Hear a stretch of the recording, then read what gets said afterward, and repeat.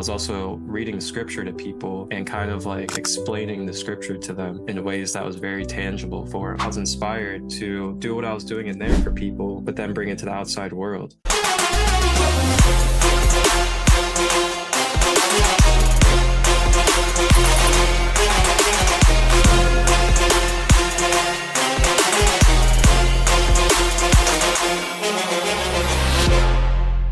All right, welcome to another edition of the Journey to Freedom podcast, and I am Dr. B, your host today. And as I say every time, I'm so excited about the different guests that I get to have on, the different guests I get to talk to, the different inputs, I guess, that I would say when I think about our country and think about when I'm talking about the United States of America and thinking about all the different places people come from. So I don't know, Marcus Christolight, if you know that 65% of people in America live in the Eastern time zone.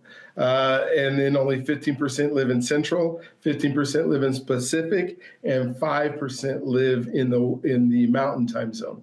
And so I happen to be in the Mountain time zone, so I'm happen to be in that very small percentage of where nobody lives, like Montana, Wyoming. I happen to live in Denver, Colorado. But what's interesting is cultures. Cultures are a lot different all across their country and how we interact with people. And so I enjoy so much, last year we're as of recording this, we're in 2025 now. And in 2024, I had decided I'm going to interview 100 Black men for being successful. And then I guess successful is relative, right? It depends on what our definition of success was. And we can kind of talk about that are doing things in this country that are serving others and helping people. And ended up doing 105 last year. And out of the 105, there was only one person who told me that he didn't want to serve others. He was there for himself, and he wanted to be the most egotistical person that on the planet, or the most selfish person is what he said. So yeah, I want to be, I coined myself as the most selfish man, and I'm not worried about anybody else. And if people want to glean or get anything that would help their lives, then they'll have to be friends with me. And I'm like, okay, if that's how you are. That hasn't been typically what I have found. And I'm not finding that so far with Marcus Christolight today. And so, Marcus, thank you for being on today. Thank you for taking some time. We had some technical difficulties getting started because maybe somebody just wanted us not to have this amazing conversation, but we're going to have it. We figured it out. And so I would love for you to start with your story. Tell us who you are, how you were raised, brought up, where you're at now, and then we'll just move on to chopping it up after that. So thank you again for being part of the Journey to Freedom podcast. Absolutely. And thank you for having me, brother. It's an honor. And I just want to give thanks to the All Creator for allowing this moment and allowing us to be able to connect, share, and be vulnerable today. I love it. And to begin, a little bit about myself, Marcus Christolight. I am the founder and creator of Sacred Light Healing and Wellness, which is a holistic and conscious health and wellness, organization, if you want to call it that, identity, whatever you'd like to label it. I don't really put a specific label on what it is. It's a container that is built with the intentions of providing resources and sacred spaces for individuals to be able to bridge as community, and for communities to bridge with communities, worldwide and local. Along with that, the intention is to provide holistic and conscious everyday tools, practices, wisdom, and knowledge, along with our own stories that we have walked, so that we may be able to share with our collective species the different information, knowledge, and wisdom that we have came across and acquired.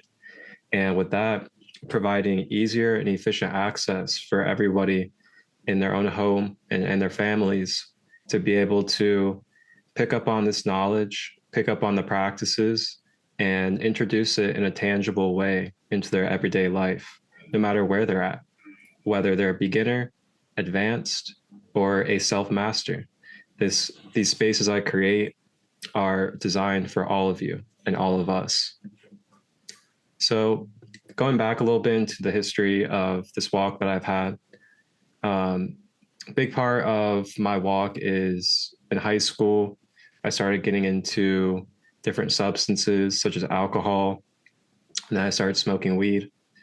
And then that slowly trickled into selling weed to my friends because I was the one that could get the weed. And then from there, it turned into house parties when my parents weren't home. And this basically became a big snowball of addictive behaviors. And by the time, well, actually, I'll probably add this in there as well.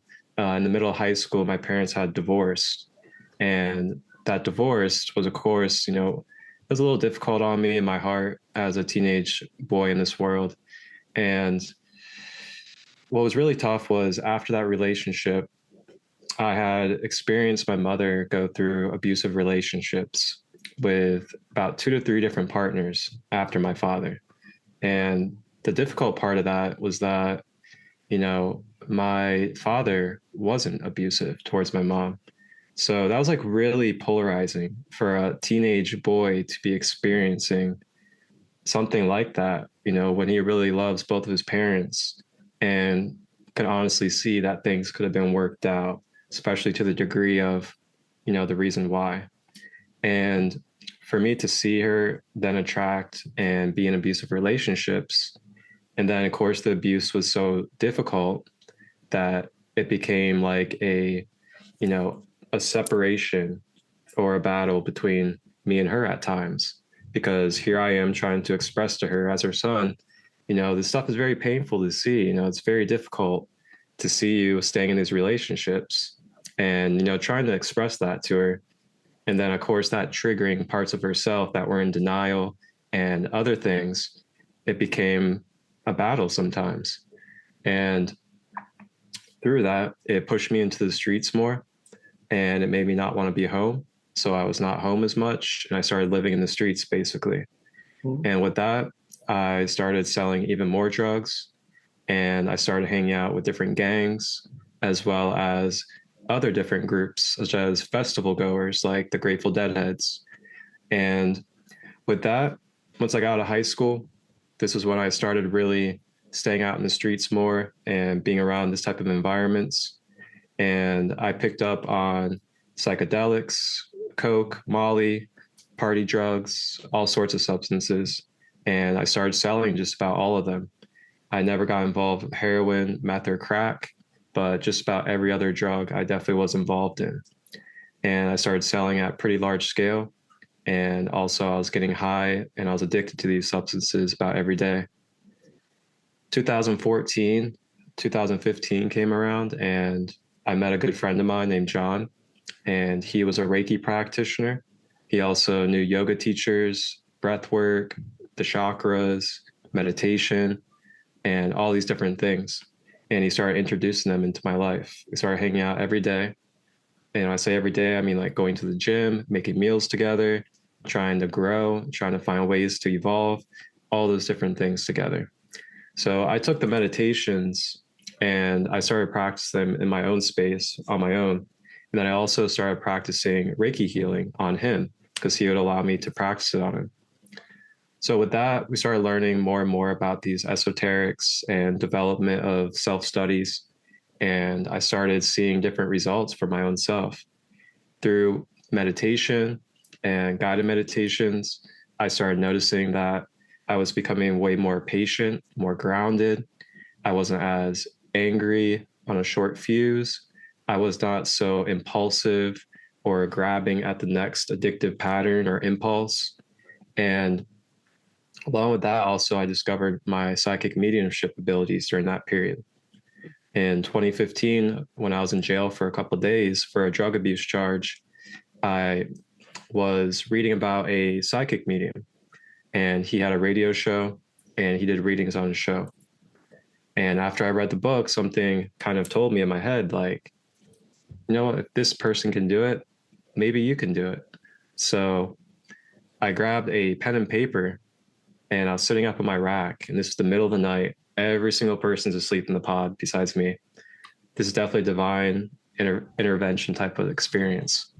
And I'm sitting there, and then I put my hand with the pen on the pad of paper, and I just mentally like let go trying to hold my hand there or move my hand.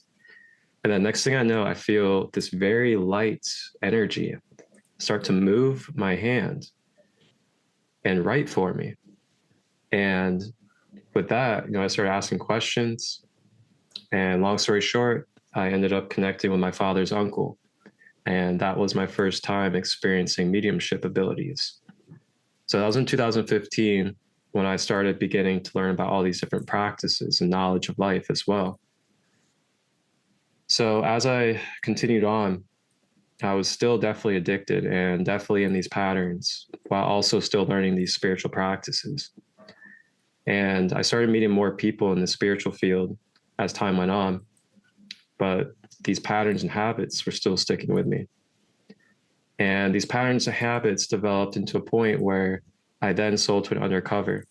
And selling to this undercover led me to a year in prison.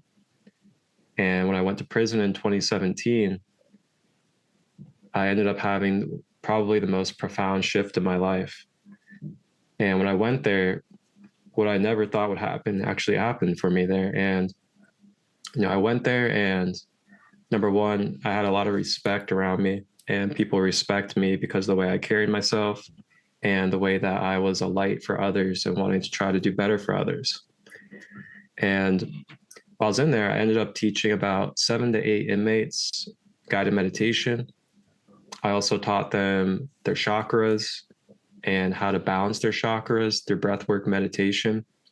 We'd go out into the softball field, sit out in the softball field, and I'd guide them through meditation while everybody else, is not doing anything like that. Everybody else is like, out on the rec yard doing push-ups and pull-ups and like all those other things that are not of that kind of nature. So to be doing that in there was really profound, not just for me, but for others in there, because that's not something that you ever really see going on, is people diving into feminine practices or embracing, calmness and groundedness and things of that nature. So I changed a lot of people in there and I became a beacon of light for many. I was also reading scripture to people and kind of like explaining the scripture to them in ways that was very tangible for them.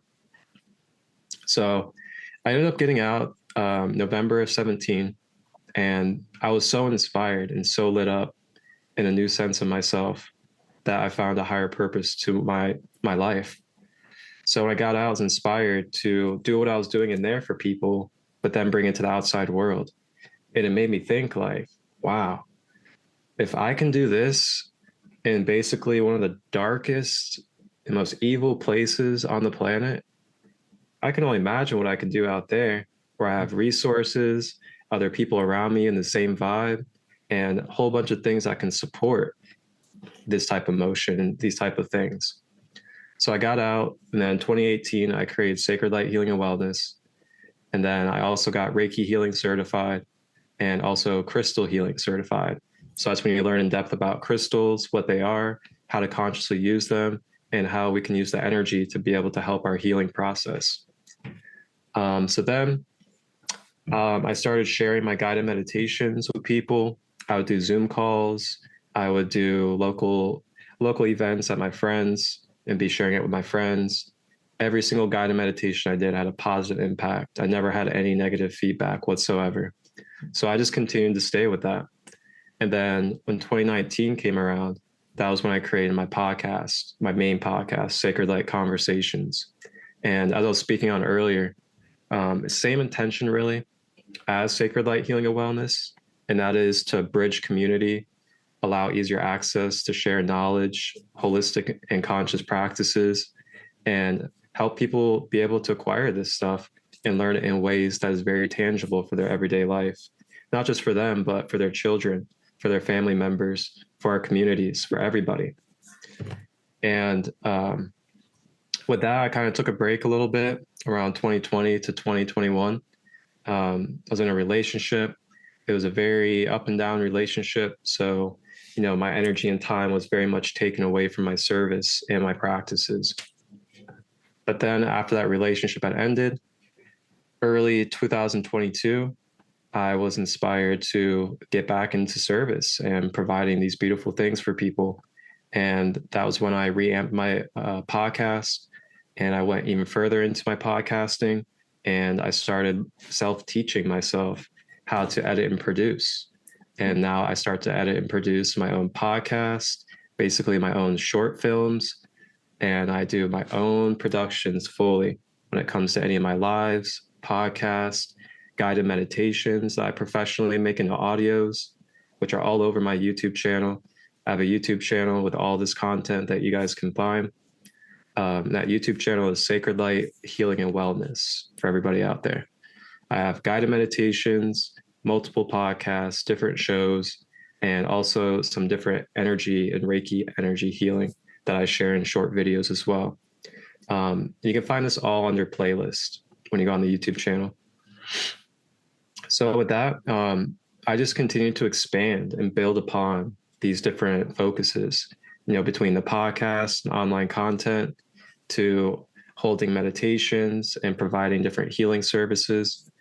And now at this point, there's about 8 to 9 different energy healing services I offer people, including life coaching to help people with their shadow work patterns, how to develop better habits, and things of that nature. Along with that, I learned about reading into the Akashic Records, which is going into our history. And when we say our history, all of our souls have a history to it, and life has a history to it. So the Akashic Records is something that we can access in a multidimensional way. It's not exactly a physical access. It's more of a mental, spiritual, and energetic access, the Akashic Records. And you guys can find many videos, many documentaries and things about the Akashic Records. So I learned how to read into the Akashic Records. And with that, I was able to acquire even more service to people. And that is helping people discover, where they could use healing potentially from either past lives that they've had that are now manifesting into toxic patterns currently in their life. And then along with that, also helping people discover, who they are on a soul level. So what is your connection beyond the human body? Who are you when it comes to your uniqueness that is imprinted into this human being that you are as an individual?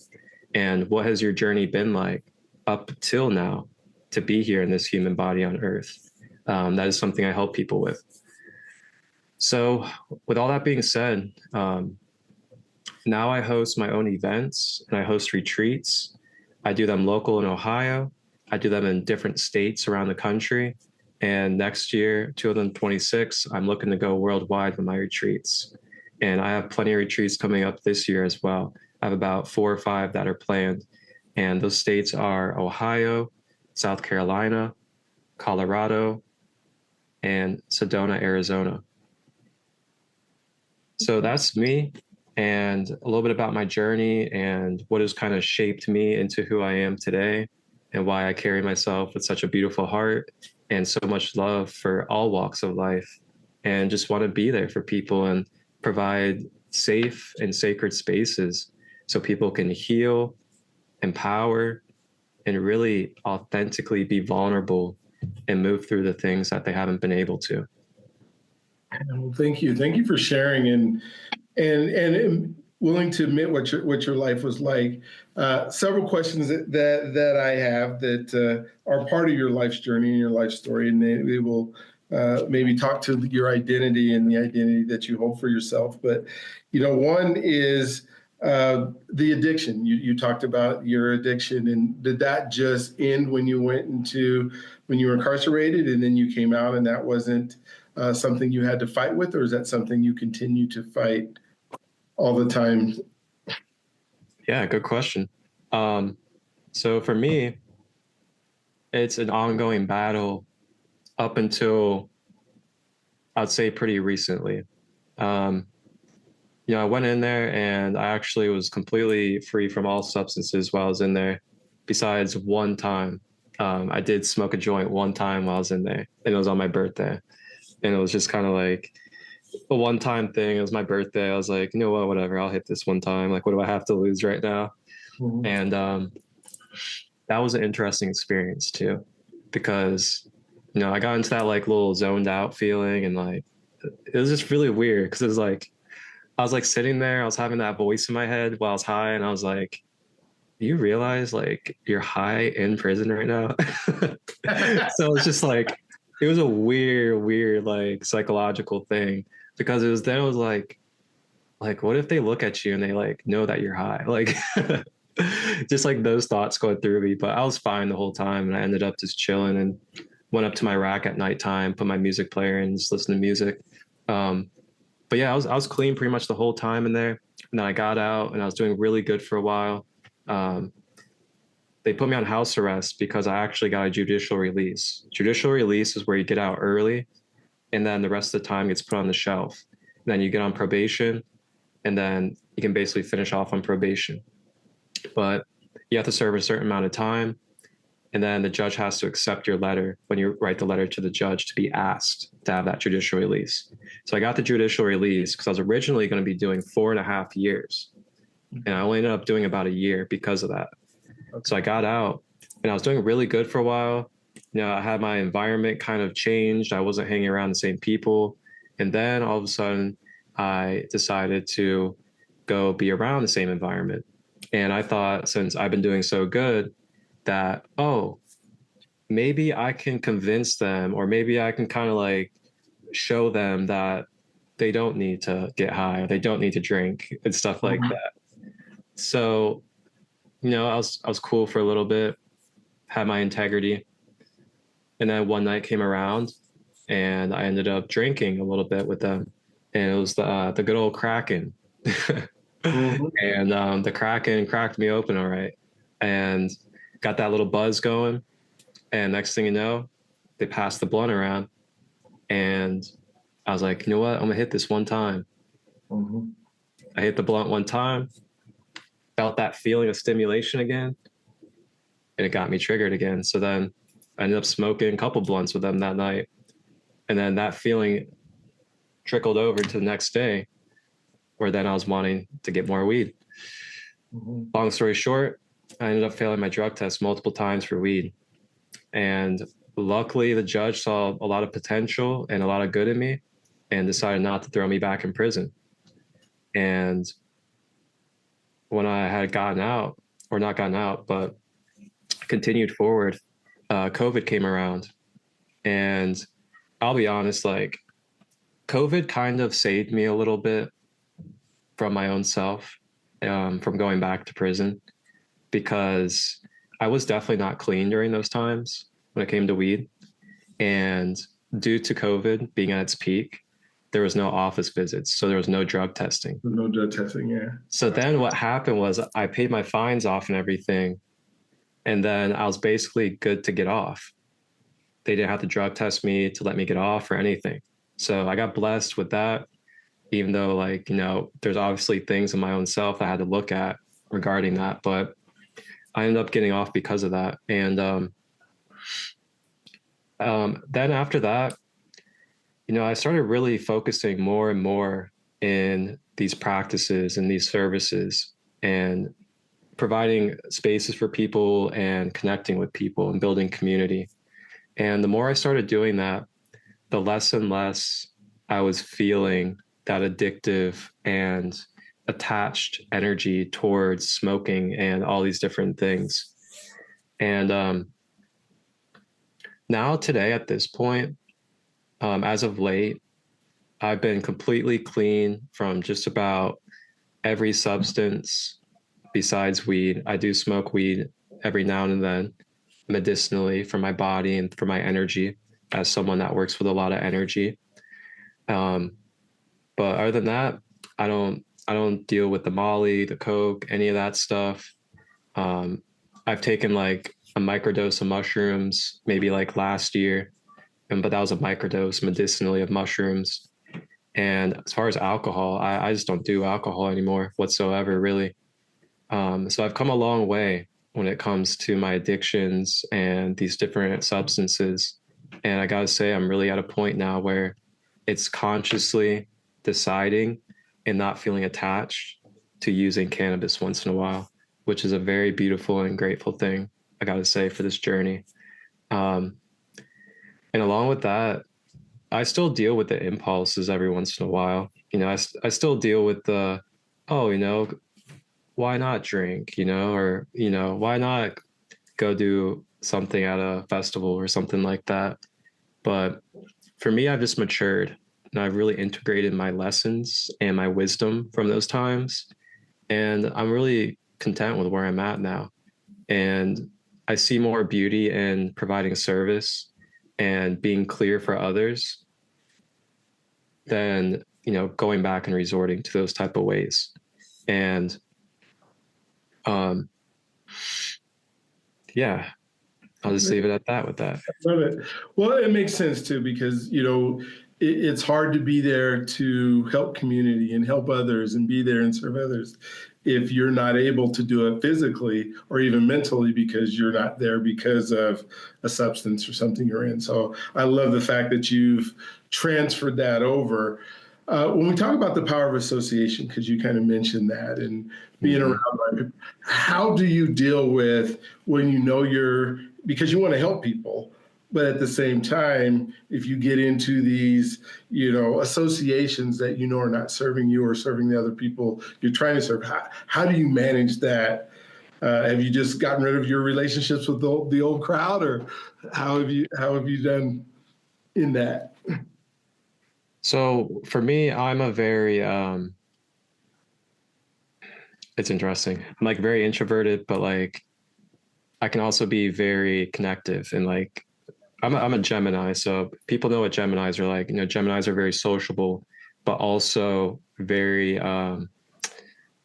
inward, very reserved at times as well. And for me, honestly, the more that I just continue to focus on my passions and the more I just continue to put time and energy into those, it was kind of like those that didn't resonate with me and what didn't serve me any longer just kind of naturally drifted out of my life.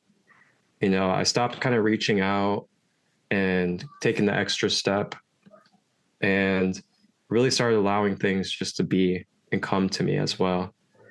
And the more that I continued to focus on my own path and focus on the things that I really loved and was doing, then I also started feeling the energies differently. So I started feeling differently, like, okay, this energy that's coming into my life or this person, it's not aligning and resonating with the energy of where I am now and where I'm continuing to head. I'm a very empathic and very intuitive person. So for me, it's like a very intuitive, energetic thing when it comes to my associations and connections. And I used to kind of be, impulsive when it came to like reaching out and not wanting to be alone and things like that. And what I found was the times I would continue to do that, it was like I was bringing in more and more trouble, more and more problems. And not just that, but also taking on other people's problems and inviting other people's issues into my life. So I got tired of doing that. And the more I just got tired of doing that, the more I continued to focus on me and focus on the things that were working beautifully for me in my life. And um, yeah, so at this point, I don't have many old associates in my life. I mean, there might be like on the count of one hand that many people that I may like message that's a part of my old life, so to say. And really those people have kind of advanced past that stage of life as well. And that's probably why they're still in my life. But other than that, I really don't have many associations to the past. And it's not like a forced thing. It's not because I'm bitter or anything like that. It's just natural because the way I've directed and focused my energy moving forward. Um, and there's been a couple people that popped in my life, but then they kind of still had the same patterns, same addictive behaviors. And for me, being as clear as I am now, it was like an eagle looking down, like, okay, this is something that's going to bring me to my past. This isn't going to be something that's going to move me forward. This isn't something that's going to contribute and support what I'm doing. So I'm just going to naturally let this go. I'm going to allow this to be, and I'm going to let this person go through what they need to go through. And, big thing with me too is not to be a people pleaser, not to try to be a hero for everybody. And the more that I also became more aware of conscious knowledge, as in like the esoterics, the universal laws, and our connection with the creator, it also brought more natural comfort to know that it's not my responsibility to take care of that person. And they also have their own spiritual presence. They have their own creator. They have their own guides and whatever else on their journey.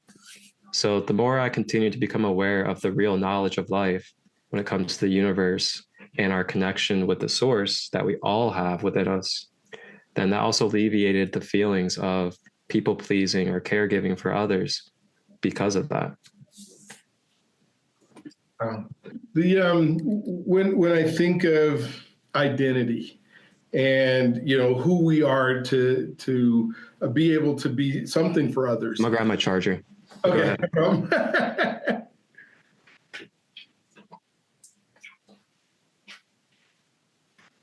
Okay, might have to move actually. All right. Yeah, we don't want you to lose me. Yeah, we're gonna move. Okay. But I'm listening. All right. So when we think of the identity that we hold for ourselves, and it sounds like you went through a few different identity shifts throughout your journey, whether it was, the kid that you grew up to, and then your parents got divorced, and then you saw this different identity that needed to come out. And then, your experiences, with other folks, and then your experiences going to prison, and then who you are now. How do you figure out the identity that works best for you to be able to flow and maintain and be part of, our society at the same time? What are those most important parts of your identity that allow you to function, I guess, in our world? I mean, have you found some things that said, now this is who I am, instead of trying to be what others want you to be?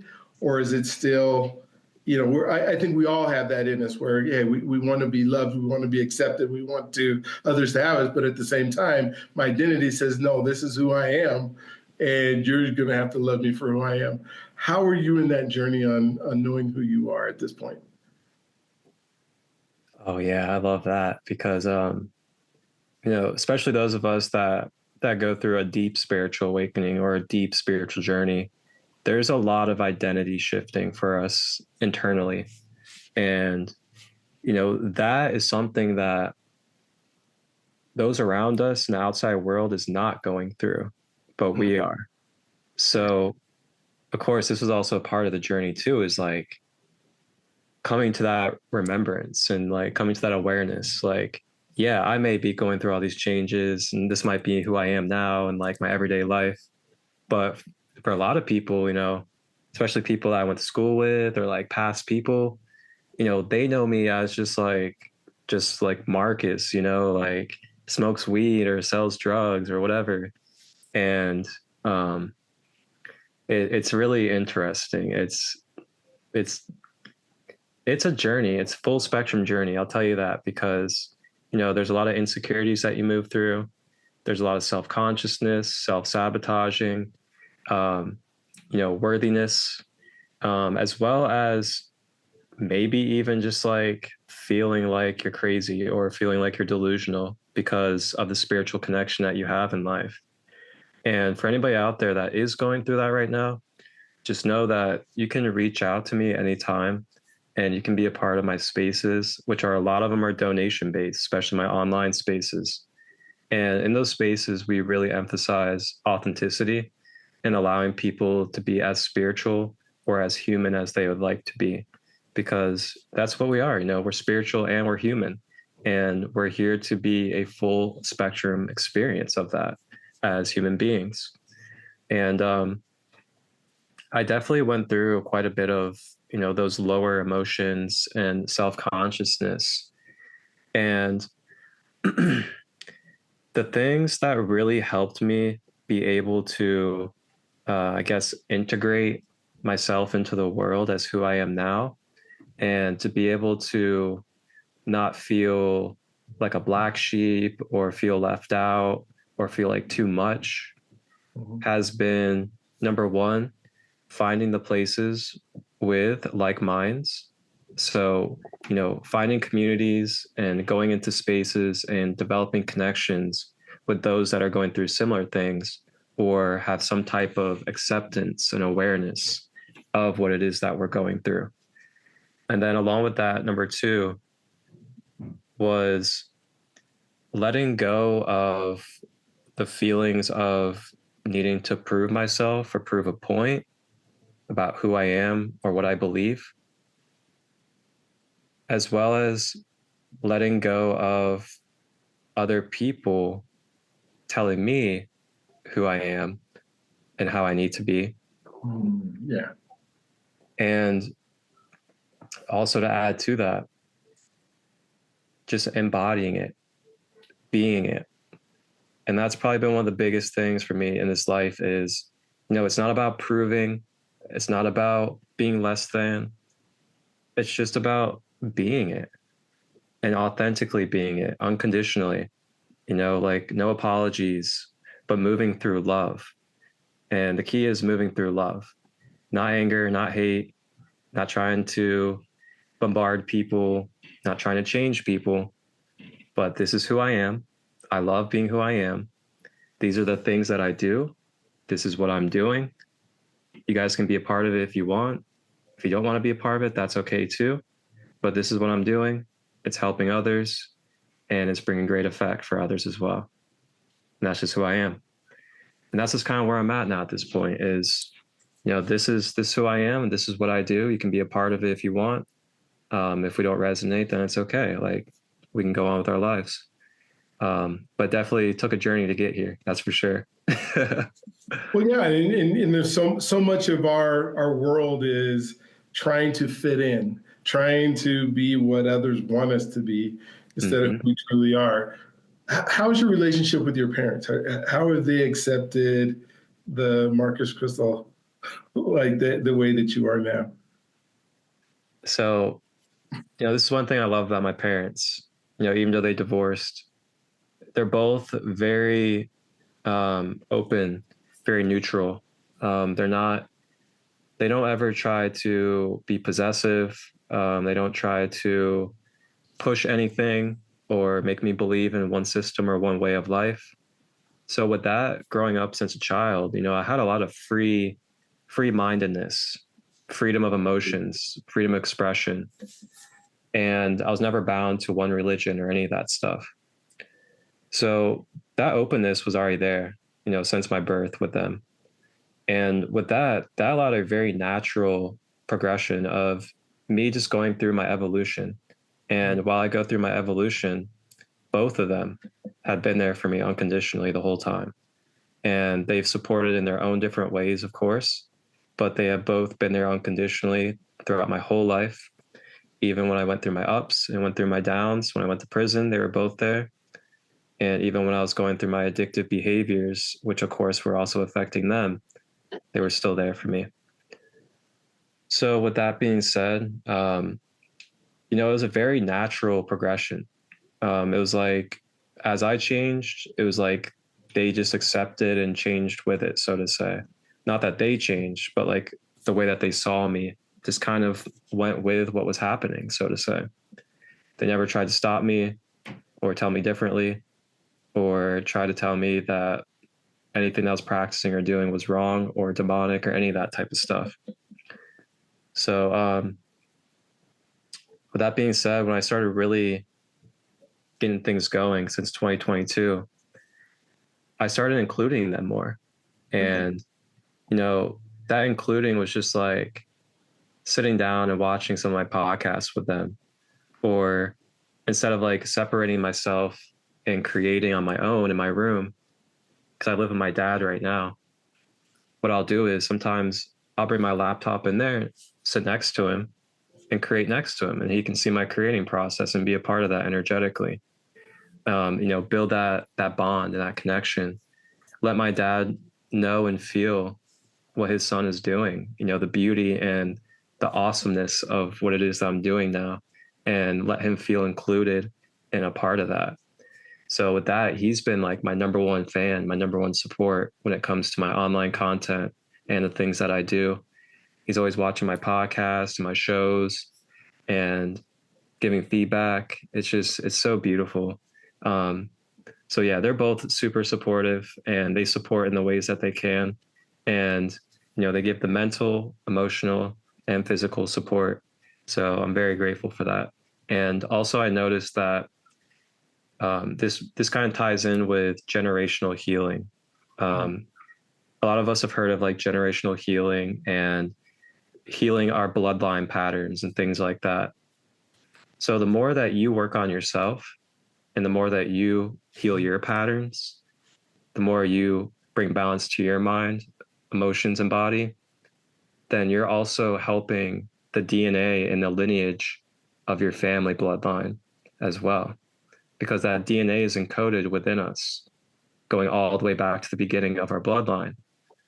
So the more that we rewrite and heal and activate our DNA in ways for balance and wholeness, then we start to repair those we can call like genetic disorders or genetic patterns, so to say, into healthy codes and patterns in our DNA.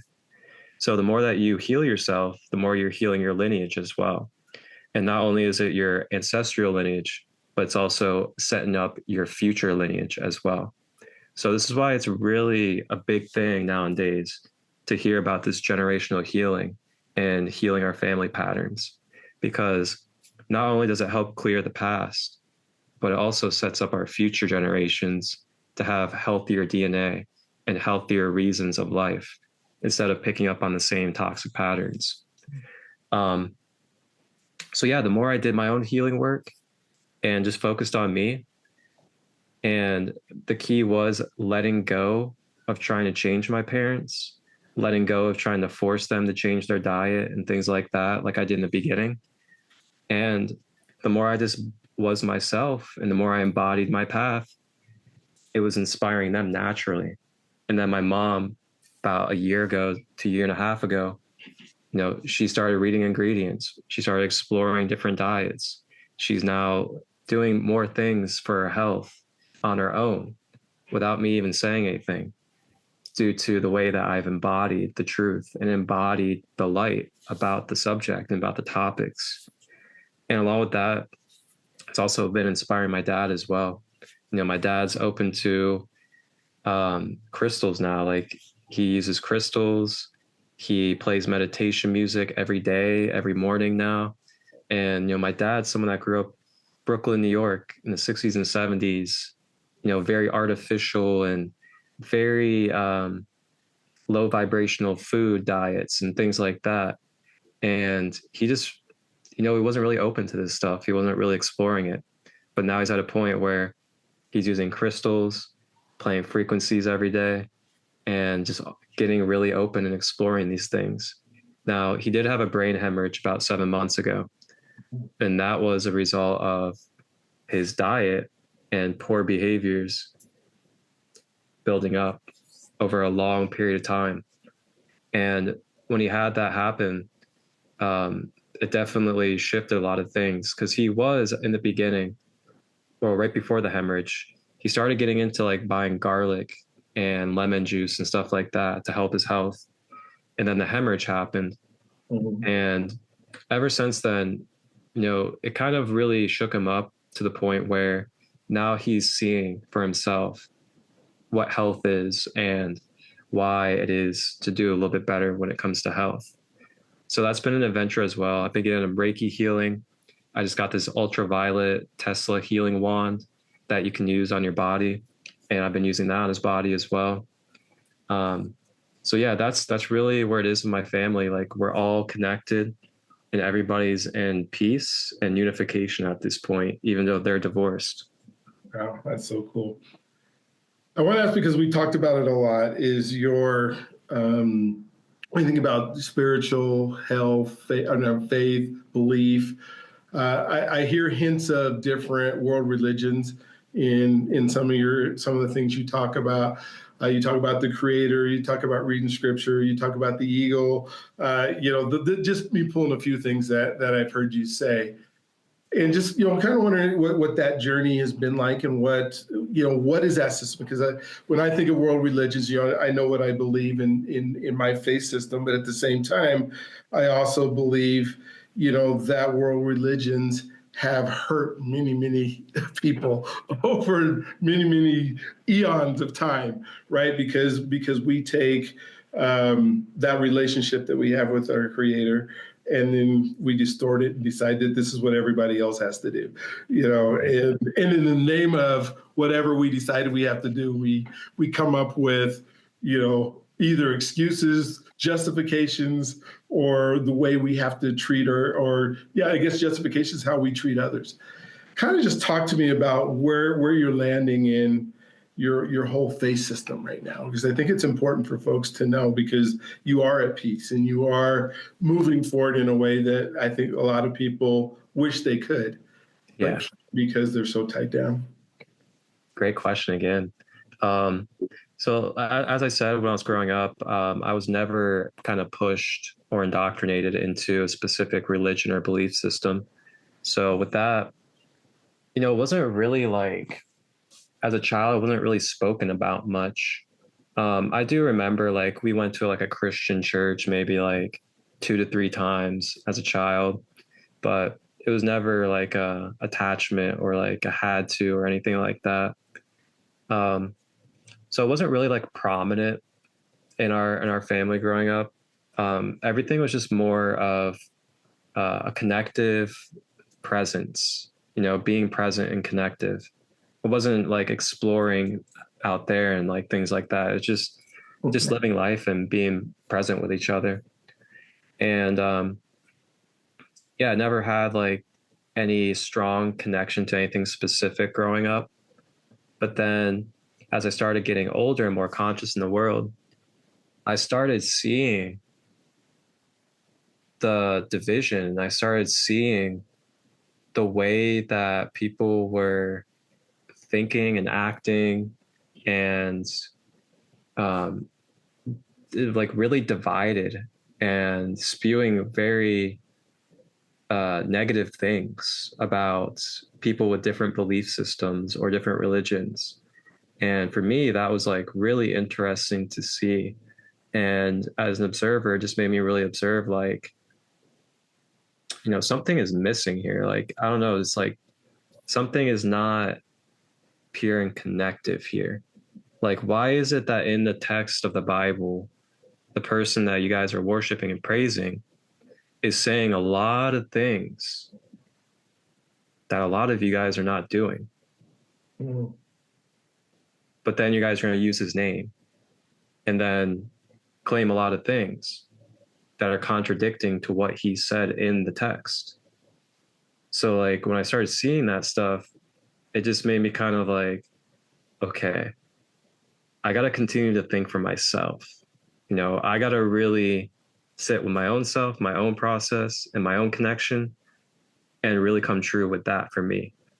Because how can I rely upon or take these words or take other people completely serious or completely as the ultimate reality for my soul and for my whole life if they're literally contradicting everything that's being said through the great teacher that they praise and worship and use the name of?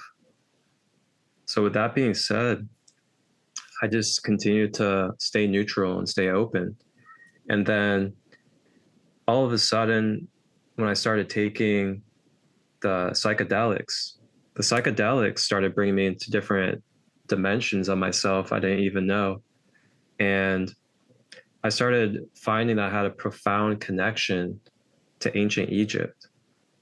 And then when I started sensing and coming into this connection with Egypt, I started feeling drawn to reading about ancient Egyptian texts, their knowledge, their mystery school teachings, as well as universal knowledge.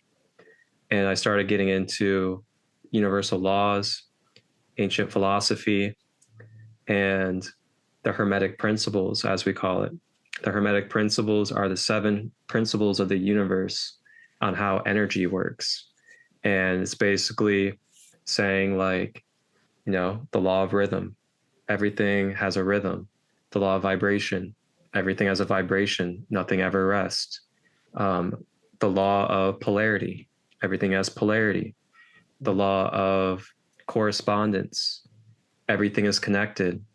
Every cause has an effect. Every effect has a cause. There's no coincidences in the universe.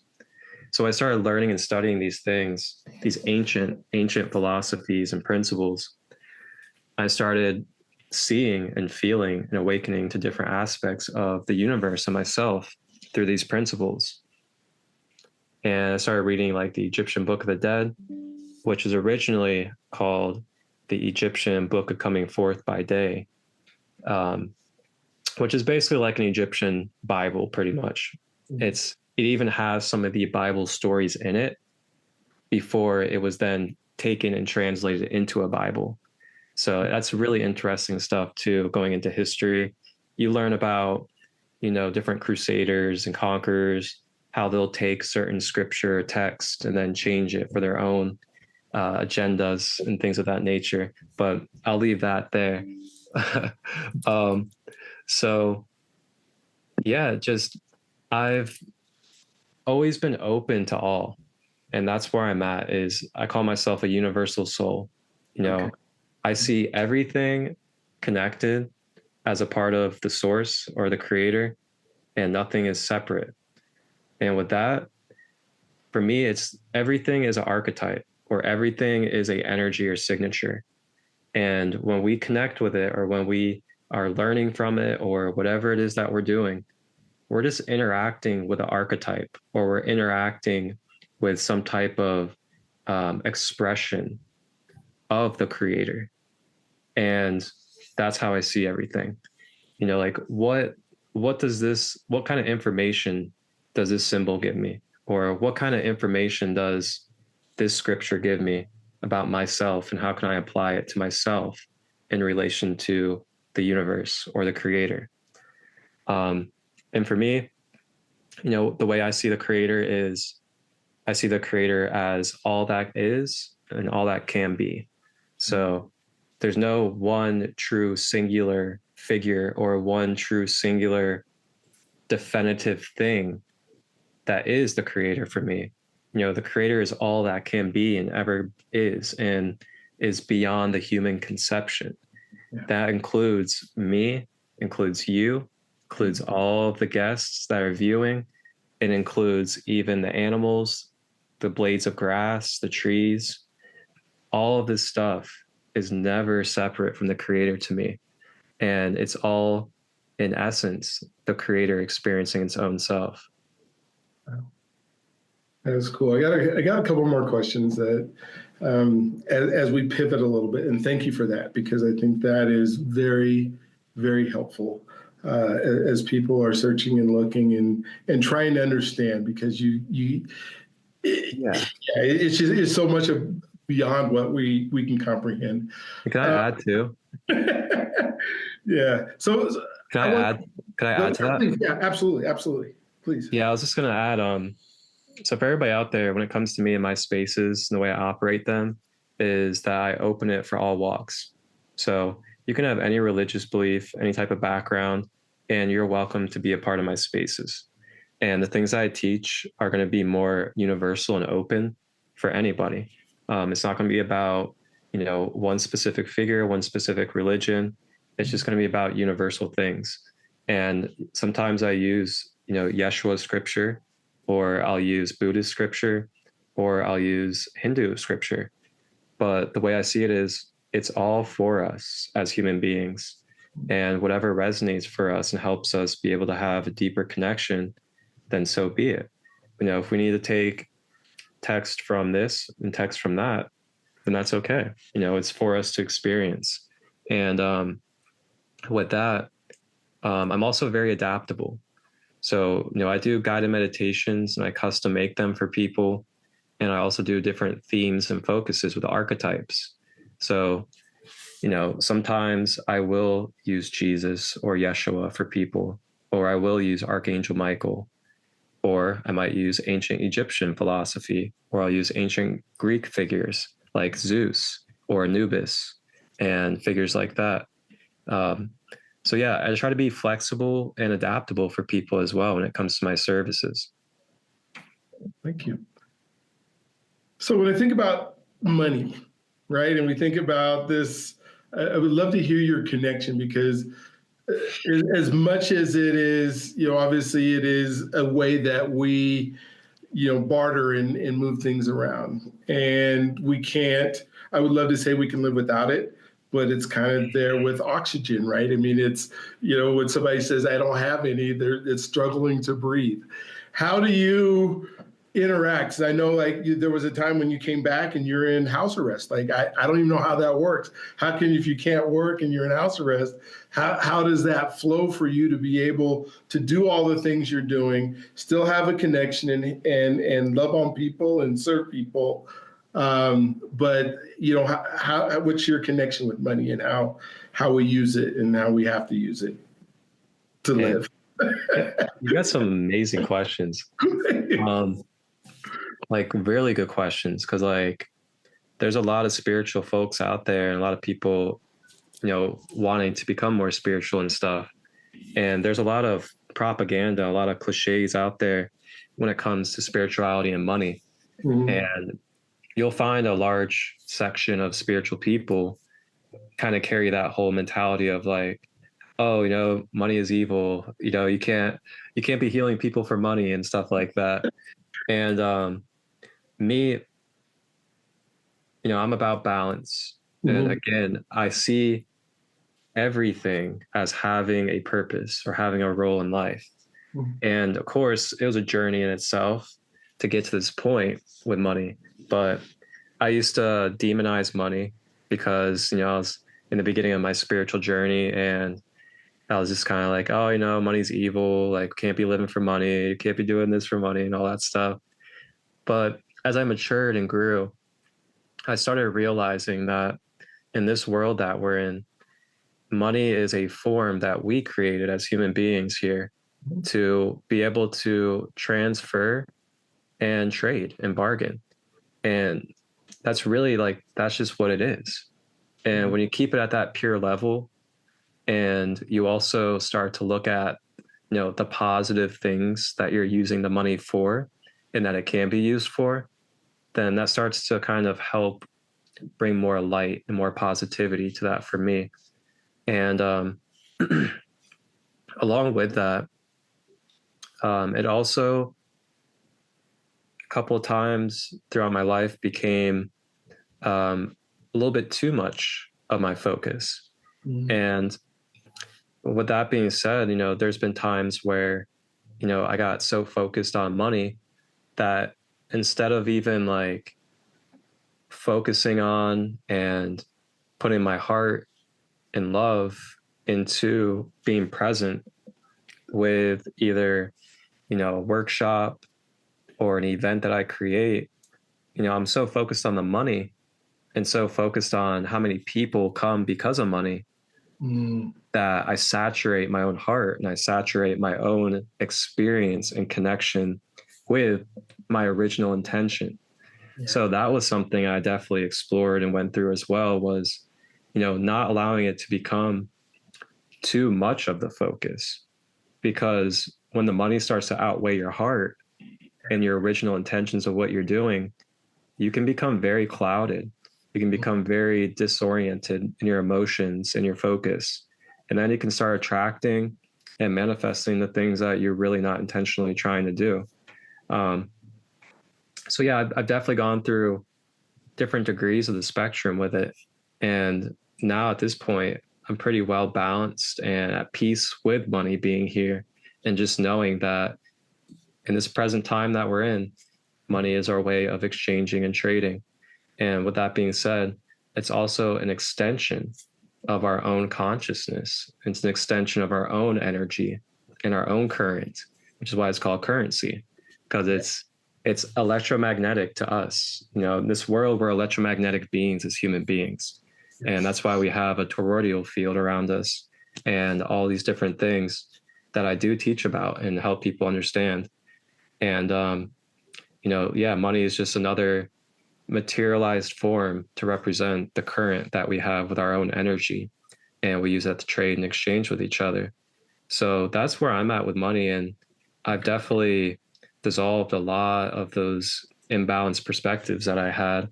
And also another thing too is like, it is a thing to take in or take upon generational beliefs or generational patterns surrounding money. So you could grow up in a very broken family that could have a lack of a connection with money. So then, as you grow up, you then bring that mentality into your adulthood. And, um, instead of healing that, we just continue that pattern of staying in a poverty mindset or staying in a broke mindset because it starts in the mind. It starts in our own self internally. And then we attract it into our life through the way that we are embodying. So that's something to definitely like take a look at for anybody out there.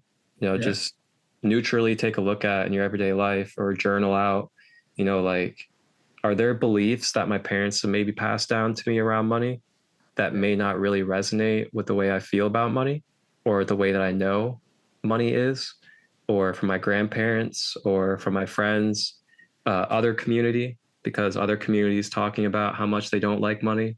Am I kind of just taking that on too? Those are things to consider as well. I love it, and especially how we're taught about money and then how other people believe we should interact with money. I think one of the most powerful forces in the universe is being congruent with the identity that we hold for ourselves. But the identity we hold for ourselves is imprinted on us, and many times, and money is a big part of why we do a lot of the things we do.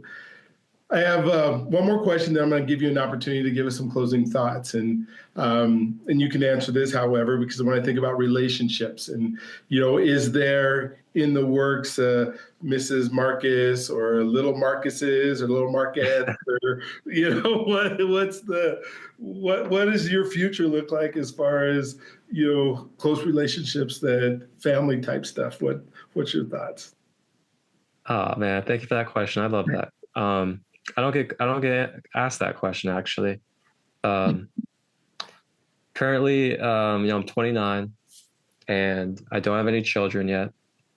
Um, I'm a very open individual when it comes to like children. It's like if I have children, I will absolutely love having children and I'll make the best of it. But there's also a side of me where I am perfectly at peace with not having children too, and just continuing to focus on, building this kingdom and building a community and continue to focus on that. Um, so yeah, no children right now. Currently, I am in the beginning of developing a relationship, and just continuing to move through the ups and downs and the shadows that come with that. And that's where I'm at. Just staying present with this current connection that I have, and nurturing that, and of course the vision and the hopefulness is to make that be a lifetime experience and to potentially develop that into children as well. Um, but yeah, that's the love life of Christo over here. I love it. Well, and because when you see good people, right, you say, okay, that would be a great dad, or that would be a great husband, or that person would make an impact in our world as an example. And so, I see that as something that would be really cool for you at some point. But obviously, you're gonna make an impact, whether it's through a family unit or through, how you impact little ones, or how you just impact the people that you're around. Yeah, What, absolutely. And yeah, go and ahead. and the queen that I'm connected with right now, she's actually also on a very similar path when it comes to holistic healing, psychic mediumship, and things of that nature. So that's very awesome, and it's been very beautiful to connect on and grow with.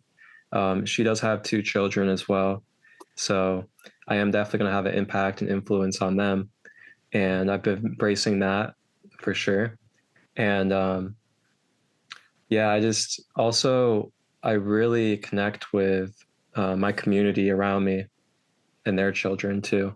So children are very much a part of my life, even though I don't have children myself. That's awesome.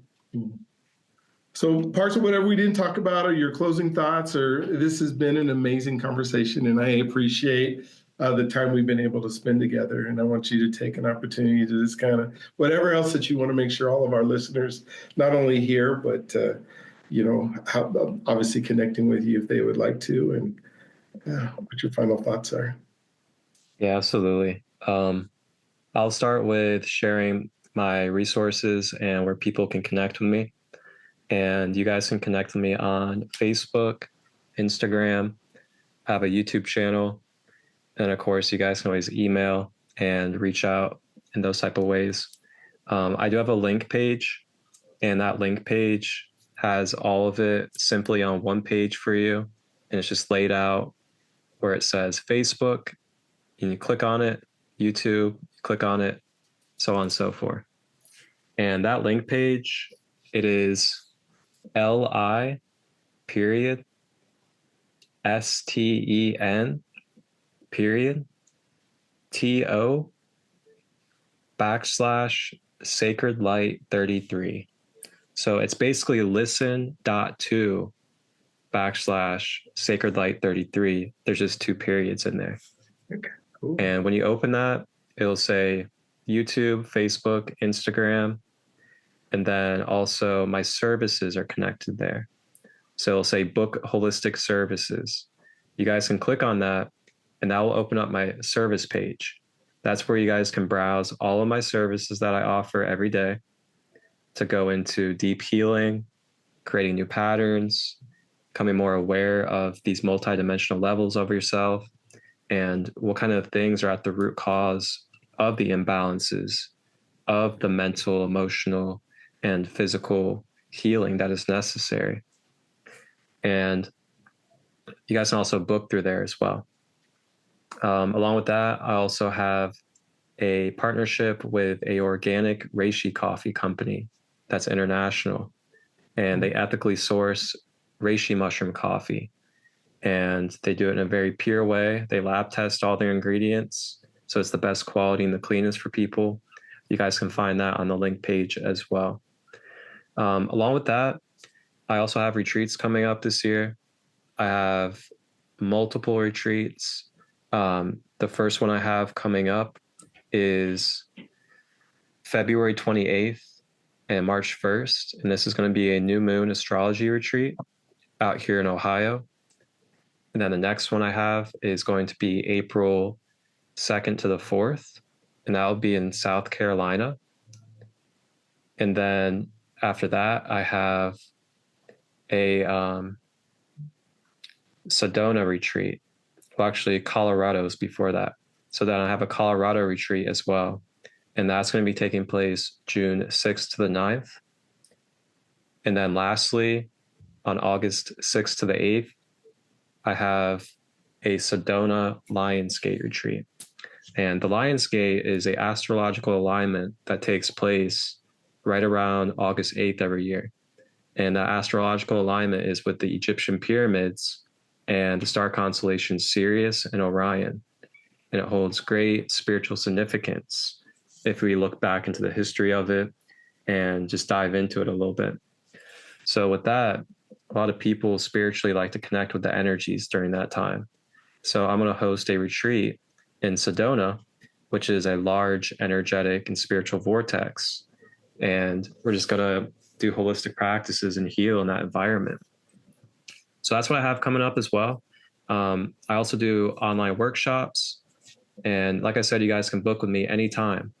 So I know there's quite a bit of stuff that I offer and quite a bit that I do, but you guys can always reach out. That's the thing. If you're ever confused or you're lost with navigating, just reach out to me through any of those sources, and I will gladly help you and give you a little bit of love and assistance too if you need some support struggling. All right. Well, thank you so much. And thank you again for being part of our podcast today. And for those of you who are watching and going, this has been awesome. This is great. Make sure you connect. You jump on to Marcus's website, into his YouTube, into whatever else that he has that's available. And then hit the subscribe button, hit the notification button. These interviews that go on are there because you're going to find somebody that you resonate with and somebody that can help you move forward. And so as a result of doing that, I just want you to know that I appreciate you. I believe you're God's greatest gift. Creator, he loves you. And we'll look forward to talking to you guys on the next one. Have a wonderful, just incredible day today.